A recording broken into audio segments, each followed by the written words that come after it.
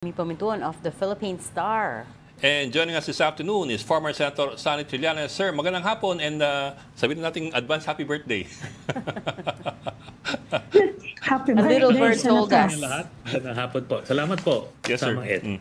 Sir, i-confirm namin kasi we've been seeing the soundbite doing the rounds, quoting you saying na in your personal discussions with Leni Robredo and Bam Aquino from a few years back, they told you daw that they would not have surrendered Duterte to the ICC. Can you give us as much detail as you can as to how that conversation occurred and what was the context? Okay. Well, una-una kasamang Ed, itong statement na to is part of the conversation namin ni Christian Esguerra dun sa kanyang podcast. Apo. So, ang konteksto niyan ay during the campaign, ang isang hiniling sa akin ni then VP Leni was kung pwede daw gamitin yung pangalan ko na ako yung reason kung bakit hindi pa itatanggapin si Nery Colmenares dun sa slate. Para daw she can kumbaga get the best of both worlds. Nung hinarap niya yung mga leftists, sinabi niya ang may ayaw kay Nery Colmenares na mapasok sa slate ay so ako pumayag ako noon kasi she was the principal, so just being a good soldier, sige. Pero alam ko na tatamaan ako, no? Mga magagalit sa akin siyempre mga leftists. Pero hiningi na ano 'yon, na condition 'yon. Tapos during the course of the campaign, sinabi nila na ang position nila sa ICC ay hindi nila i-recognize yung jurisdiction at hindi nila ibibigay si Digong sa ICC kung naging presidente si Leni. Ngayon, in fact, as late as last year, nire-request yan sa akin nila Bam Aquino na baka daw, kung pwede daw i-delay yung pag-issue ng arrest warrant kay Digong dahil baka daw makaka-apekto sa kandidatura nila. In fact, sabi ko nga, hindi, mas makakatulong pa nga sa inyo yan. Kasi, kumbaga, kayo magbe-benefit nun. Pero, talagang merong alyansa sila eh. Then eventually, during the campaign noong 2022, nakita ko yung Rosa, alam niyo yung Rosa, Robredo, Sara, na coalition. Na to the point na nung isang rally namin sa Pangasinan, hindi nila pinaakyat si then VP candidate Kiko Pangilinan sa entablado. Kasi nga dun sa Robredo-Sara Alliance. So meron ng ganon ever since. So yun naman ang konteksto nun. At nailabas yan dun sa conversation in light of the making the Dutertes accountable. Kaya nga sinasabi ko sa 2028, I'm not inclined to support Leni because magkaalyado at magkaibigan sila ni Sara Duterte. Yun po yun. Oo nga, you made some headlines for saying that, Senator, no? I mean, and you were also, I remember, quite vocal nung dinalaw ni Vice President Sara, si former VP Leni sa Naga. We talked to you back then as well. Describe this friendship for me. I mean, like, all politicians are friends naman. Magkakakilala naman lahat ng politicians. But how deep does this friendship go, do you think? Palagay ko malalim. And in fact, we have aside dun sa mga sinight ko na historical mga incidents na yan, ito, no, up to now, si Mayor Leni has yet to say anything about the impeachment trial of Sara Duterte. Alam mo, malakas na boses yan. Leni, pero she's quiet. Tapos yun na nga, yung binisita doon. Alam nyo, based sa information namin, yung pagbisita doon sa Naga, ano yun maagang na-set yun. Hindi naman yun yung 30 minutes na short notice. Kumaga, naman tayo, ginagawa tayong parang bata. Alam natin yon. Tapos talagang he knows niya. And ako bilang insider doon sa mga pink, talagang alam namin na may mga ganun sila nagalaw. Yun na nga, biruin nyo si Kiko Pangilinan was prevented from going up to the stage, sa Pangasinan. Kami, na-dismaya kami noon, ba't may mga ganitong laro? Yung pala, para ma-accommodate nga yung Rosa na grupo, kasi they were hoping sa Mindanao, magro-Robredo Sara yung mga tao. Yun yung binibenta sa kanila. So, ganun po yan. Pero sir, how are we certain na this has the blessings of Leni Robredo, itong hindi pag-akyat kay Kiko sa stage. Also yung Rosa Campaign. Rosa campaign daw. Sometimes it's just the supporters who do it. Minsan ganun po, or the local campaigners.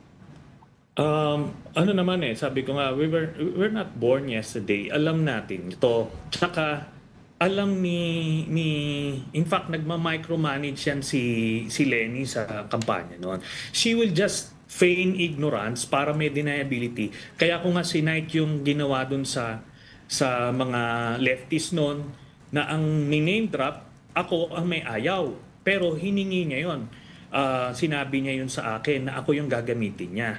So kumbaga meron siyang ganong mga taktika para makuha niya yung mga kumbaga best of so many worlds, kumbaga. Pero alam niya yun. Siya yun eh.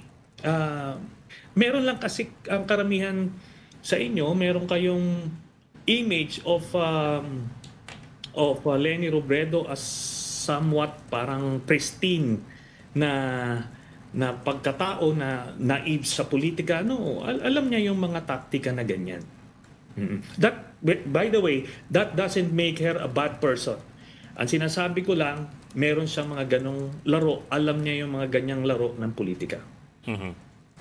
Pero Senator, parang hindi siya tumatamat kasi, alam din naman natin how Rodrigo Duterte treated her nung Vice President siya. And medyo matindi yung sa kanya, yung ginawa din sa kanya, no? And parang hindi yan it doesn't jibe with what happened to her under the Duterte presidency. Okay. Ano naman yung masasabi niyo sa ganyang mga observation? Ito po, she was maligned by Duterte, the father, but she never fought back, di ba? Hindi naman niya, she never made accountable yung itong mga tao. At pinag-uusapan po natin dito si Sara. Kasi yan po ang palaging argumento. Siya naging biktima rin siya doon. Yes, pero hindi naman siya tumindig.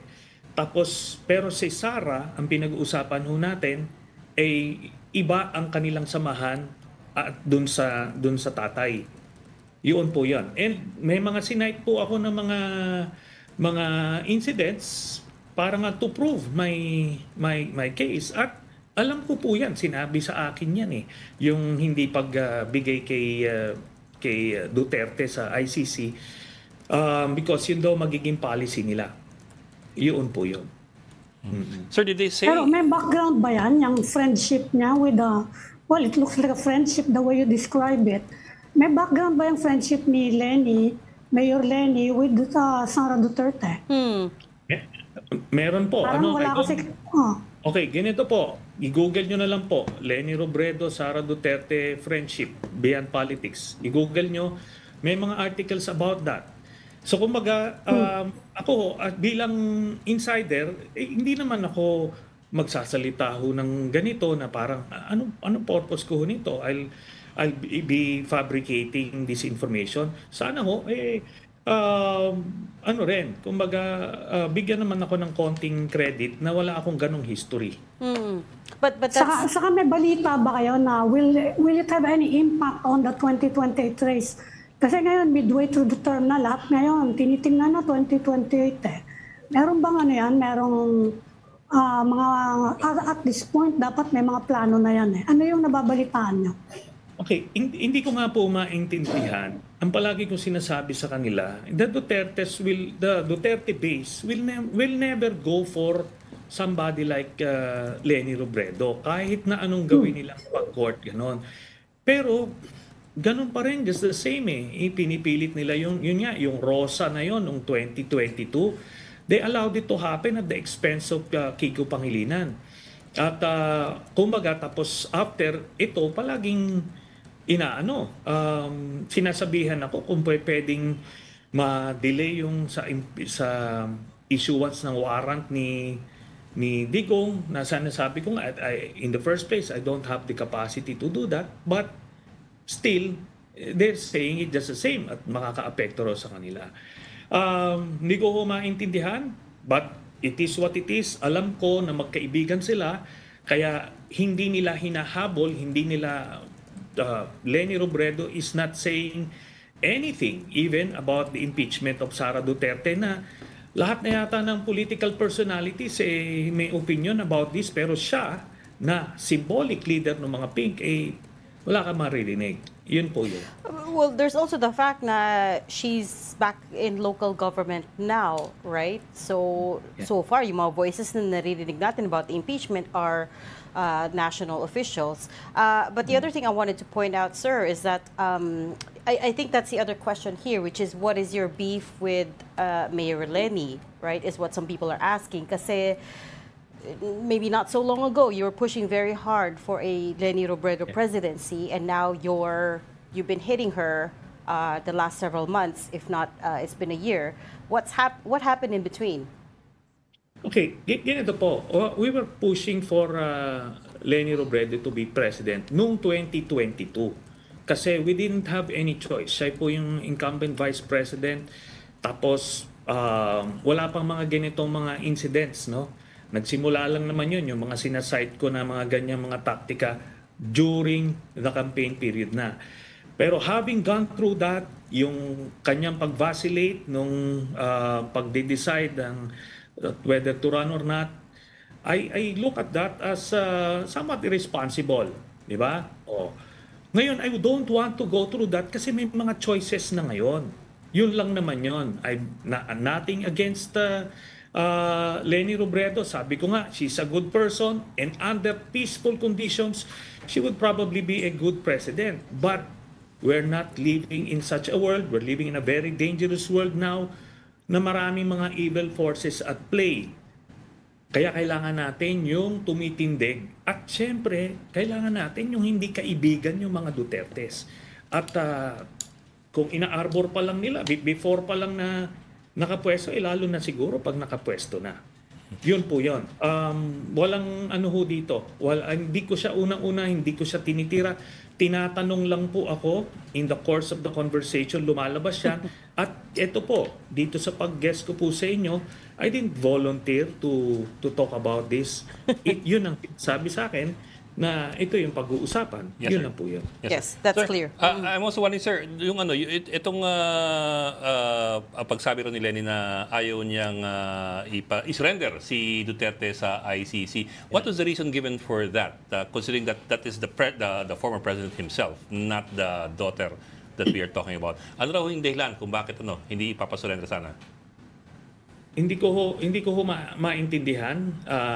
Just as in the same way na nung sinabihan ako na ako gagamitin para hindi masama si Nery Colmenar sa slate, hindi ko na rin tinatanong yung mga ganon. You're just being a good soldier. But iniisip ko, kung mananalo siya, doon ko na lang siya ipe-persuade na kailangan isurrender itong si Duterte sa ICC kasi talagang compromise yung ating hudikatura, hindi talaga mapapanagot ito. Pero ito na nga yung tuloy-tuloy na hanggang ngayon silensyo sila about anything about the Dutertes. Tapos ito na nga lumalabas talaga na magkaibigan talaga sila. So there you. Yes, sir. Sir, last question, sir. I do remember din kasi in the middle to the latter part of the Duterte administration, VP Sara was also referring to Robredo as the FVP or the fake vice president. I remember that she made several references to Leni, both in her official speeches and in her statements. So I'm wondering how to to reconcile all of that. this because, as you said, they're really friends. And I'm also wondering whether hindi kaya ito is this is just a political calculation in the same vein as, for instance, Senator Pam and Kiko joining the majority. It's just a calculation. It's a strategy. Well, sa akin, anything, regarding the Dutertes, ano yan, delikadong laro yan. At maliwanag yung sinabi sa akin, hindi nila i-turn over si Duterte. Ngayon, kung yung mga earlier statements, baka naayos na yon or baka naintindihan nila yon kasi ngayon magkaibigan talaga sila. And sabi ko nga sa inyo, try i-google nyo lang. Merong mga articles about their friendship, long-standing friendship. Yun lang po yun. Senator, pahabol ko lang, meron pa bang lalabas na arrest order ang ICC related to the drug war? Well, we're working on that, and but it's not gonna happen soon, but it will happen at some point. We're looking at end of the year or early next year. How many more are we looking at, Senator? At least 2, but probably 3. By the end of the year? By the end of the year or early next year. Pero iliwanagin ko, hindi po kasama si Sara Duterte dyan sa mga kinuha. Meron nga kasi din rumors na baka ma-implicate siya. No? So this is still part of the original 5 that you mentioned last year? Yung 5 former Duterte officials? Mostly police. Oo, mostly police officials. Opo. Some of them retired. Yeah. Same pa rin to. Opo. At si si Bongo is also in play. Suddenly he's in play now alongside, I guess, Senator Bato de la Rosa. No, Paymaster. Si Bongo was always there. Andun naman siya right from the get-go. So these arrest warrants that could potentially come out may also involve him. Yes, sana. That's what we're working on. That's 2 members of the Senate. That's 2 members of the Senate. Yeah. Paano Yeah. kaya Although naisama na sila doon sa Quadcom, di ba? Oh. Implicated sila doon sa Quadcom investigation. But isn't there also immunity for the Senate? Wala. The Senate could provide them some protection, di ba? While in session. While I in think. session? While in session. While in session. Tama, sir? Which, tignan ho natin kung kayang maka-seek sila ng protection doon. Okay. We leave that there for now. Thank you so much Maraming for salamat, sir. joining Storycon today Thank and you, squeezing us Senator. in. Salamat po. That was Thank you. former Senator Sunny In Tirullanes. advance, happy Thank you, birthday sir. na rin.